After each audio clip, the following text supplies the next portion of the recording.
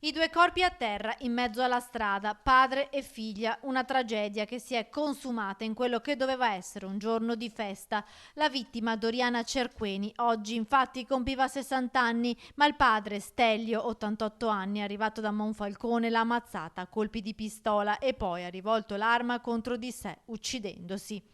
È l'ora di pranzo in via Valli a Rubano, gli spari esplosi nel silenzio della campagna. Il primo viene udito da un vicino che esce sul balcone di casa e si ritrova involontario testimone del dramma. Giorno e mezzo c'è stato il primo sparo, o il secondo. Ero, diciamo, nella parte più alta della casa, quindi in direzione del fattaccio. Cosa hai visto?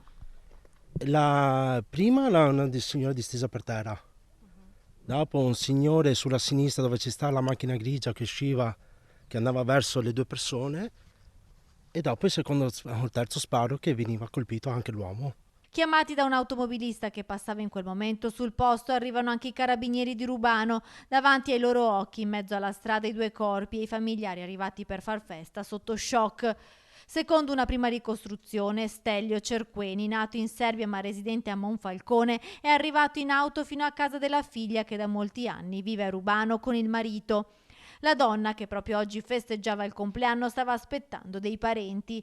Dopo la lite avvenuta in strada, intuendo le intenzioni del padre, sembra abbia cercato di fuggire, ma è stata raggiunta da due proiettili che l'hanno uccisa sul colpo. L'anziano poi si è suicidato sparandosi al petto. Nel frattempo, nel cortile della casa, che ospita anche l'attività di famiglia del marito, il mobilificio Nicoletti, è uscito uno dei figli che pare abbia assistito alla tragedia. Ancora sconosciuti i motivi del folle gesto, anche se all'origine sembrano esserci vecchi rancori mai risolti. Padre e figlia non si vedevano e non si parlavano da molto tempo.